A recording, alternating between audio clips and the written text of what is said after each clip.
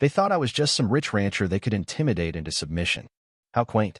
When they set fire to my family's historic barn over a petty membership dispute, they had no idea the unassuming guy in the county land office held the keys to every land grant decision in the state. Their smug rulebook was no match for the legal storm I was quietly brewing, forging alliances with people who wield real influence while they obsessed over my lawn's height.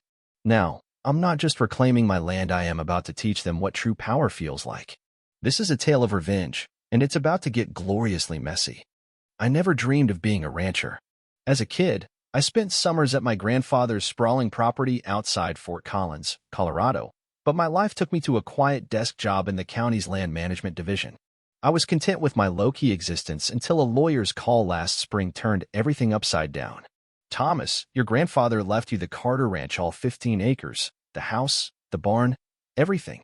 My grandfather, Henry Carter, had bequeathed me his legacy, a century-old ranch, passed down through 4 generations, complete with a sacred spring revered by local indigenous tribes for its healing properties.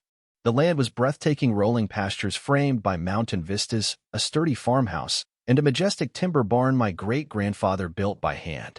What I didn't know was that the ranch was now an oasis of rural peace encircled by the sprawling Crestview Estates, an upscale gated community with a deep-seated grudge against my family. Trouble arrived 3 days after I moved in. A cream-colored envelope with embossed lettering landed on my porch. Welcome to the Crestview Estates community. It claimed my property now fell under their jurisdiction due to recent boundary adjustments. The next day, a sleek black SUV bearing the Crestview logo rolled up my driveway. A woman in her late 30s stepped out, designer sunglasses perched atop her head. Mr. Lawson, I'm Victoria Hamilton, president of the Crestview Homeowners Association, she said, her smile as cold as her gaze on my grandfather's weathered farmhouse. There's no confusion here, I replied, arms crossed. This ranch isn't part of Crestview. Never has been. Her smile tightened. Actually, the county redrew boundaries 5 years ago. Your grandfather resisted, but we hoped new ownership would bring cooperation. The name Hamilton rang a bell. My grandfather's journals mentioned the Hamiltonsa family that had coveted his land for decades, ever since Victoria's father lost a bitter water rights dispute in the 1970s that nearly ruined him. That evening, I pored over my grandfather's files, unearthing a folder labeled Boundary Dispute. Inside were letters from county officials explicitly exempting his ranch from surrounding developments. Another folder detailed decades of legal clashes with the Hamiltons, including their attempts to divert the sacred spring that nourished our land. My neighbor, Frank Larson, a 74-year-old retired city planner, stopped by with a basket of vegetables and a warning. Watch out for that HOA crowd. Your grandfather was the only one who stood up to them. They forced my wife, Ellen, to rip out her 30-year-old heirloom roses, said they weren't approved. His disgust was palpable. The Hamiltons have held a vendetta against this ranch since your grandfather refused to sell the spring rights. Now Victoria runs that HOA like her personal empire. 3 days later, I woke to the sound of machinery. A landscaping crew was tearing down my grandfather's split-rail fence. HOA orders, the foreman muttered, looking uneasy. This fence doesn't meet community standards. That afternoon, Victoria returned with Marcus Reed, the HOA's development liaison. Mr. Lawson, she began, her tone dripping with false sympathy. We understand this transition is tough. Your grandfather resisted progress, but Crestview has a vision that'll benefit everyone. Marcus chimed in. Our planned recreation center will be state-of-the-art, right near your home. Your property value will skyrocket. I cut them off. This ranch isn't for sale, and it's not part of your HOA. They left a binder of regulations on my porch. That evening, a call from my grandfather's old friend at the county records office, Sam Thornton, set my nerves on edge. Someone's been pulling all your property's historical records, Thomas. And the online boundary maps don't match our paper archives. I think they've been tampered with. Violation notices began arriving daily. LO slips citing my lawn's height, my tractor's visibility, even my barn as an eyesore. Fines started at $50 but ballooned with each day I ignored them. Abigail Foster, a colleague in land management, called with troubling news.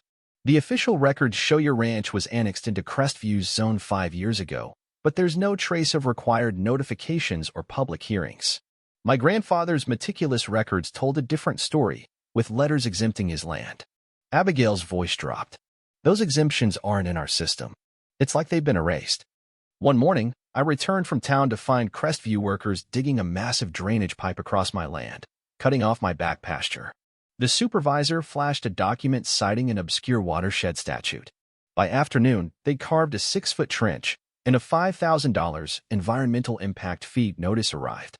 A certified letter followed, warning of a property lien and foreclosure if unpaid within 30 days.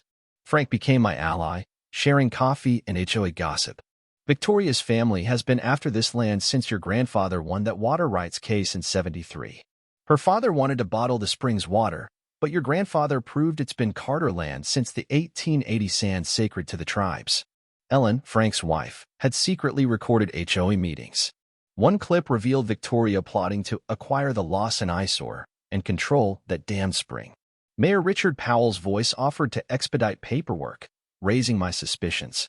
The HOA escalated, blocking my secondary access road with concrete barriers labeled Crestview Construction Zone. My research uncovered Crestview's origins, built on rezoned agricultural land with a special variance requiring environmental protections. At the county office, I bumped into Councilman David Morrow, an environmental advocate. Crestview's been dodging regulations for years, he said. That development was built on protected wetlands, approved through shady zoning board deals. I spotted Victoria's husband entering the mayor's office with a thick envelope. Then came the breaking point. An emergency alert pinged my phony security system, showed county vehicles and construction equipment on my ranch. Racing home, I found workers dismantling my historic gate, erecting Crestview Recreation Zone signs, and positioning equipment near the Sacred Springs ancient oak. Marcus Reed supervised, clipboard in hand. We're implementing county-approved safety improvements, he smirked, handing me permits listing Crestview as the owner. These are fake, I snapped. This land is mine. He shrugged. Your failure to comply with watershed rules gives us emergency authority. As a worker tampered with the barn's electrical panel, sparks flew, and a shout of fire pierced the air. Flames devoured the dry straw, spreading to the barn's timber. I grabbed a hose, yelling for the fire department, while Marcus paled, barking orders into his phone. Workers scattered, some grabbing extinguishers, others fleeing. By the time firefighters arrived, the barn was a blazing inferno. I stood with Frank and Ellen, watching helplessly as family heirlooms, me great-grandfather's tools, my grandmother's hope chest, and sacred tribal artifacts burned. Sheriff Michael Hayes arrived as the roof collapsed. What happened, Thomas? I recounted the unauthorized crew and the electrical tampering. When Marcus tried to slip away, the sheriff stopped him. Fire Chief Nathan Brooks whispered, "This wasn't an accident. That panel shouldn't have sparked unless sabotaged. We're investigating." Victoria's SUV rolled up as the flames died. "What a tragedy, Mr. Lawson," she said, her sympathy rehearsed. "If you'd maintained your property to our standards, this might have been avoided. Perhaps you'll reconsider our offer." Rage surged. "Get off my land, Victoria, and take your offer with you." Her eyes narrowed. "You'll regret that tone. The county inspector's coming tomorrow. Don't be surprised if they condemn this mess." A week of insurance adjusters and violation notices followed. A letter declared my ranch abandoned and hazardous, triggering a condemnation process. Sitting on my porch, surrounded by legal threats, I felt defeated. Then, a glint in the ashes caught my eye, a fireproof lockbox. Inside were deeds, water rights, and a key to a bank safe deposit box. At First National Bank, I found my grandfather's notes on establishing the county's land grant system and records of Crestview's conditional grants, due for renewal in 30 days. A photo of him by the sacred oak bore a handwritten note. "They can burn our buildings, Thomas, but the land remembers its stewards." For 15 years, I processed permits in land management, never realizing my power. Crestview's grants required 20% undeveloped land, wetland preservation, and renewal every 20 years. Me department's domain.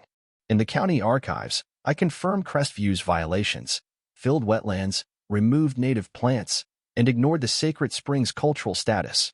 Abigail dug up damning records of runoff pollution and illegal HOA additions. I installed hidden cameras in Crestview surveillance pipes, capturing Marcus and Security Chief James Carter discussing my eviction before the renewal. "Victoria wants him out," Marcus said. James hesitated. "This is risky. If they find our devices, we're screwed." Natalie Reed, Marcus's wife, slipped me a USB drive. These are HOA emails. They planned the fire, Thomas. I'm helping because they destroyed my garden and a sacred oak my daughter cherished. The condemnation hearing loomed, but an anonymous text led me to James, who left emails proving the fire was staged.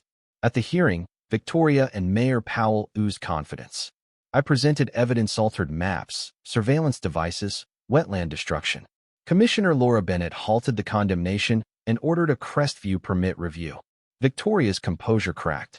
A regional newspaper expose detailed Crestview's fraud, sparking public outrage. At the land grant hearing, I recommended denying Crestview's renewal until remediation. The commission imposed strict conditions, restored my ranch's boundaries, and granted it historic status. Victoria faced 3 years for negligence and fraud. Marcus took a plea deal.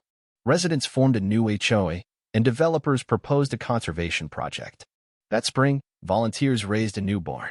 The county passed the Carter Protection Act, honoring my grandfather's legacy. Planting an apple sapling, I found a 1920s photo of my great-grandfather by the original barn, a symbol of resilience.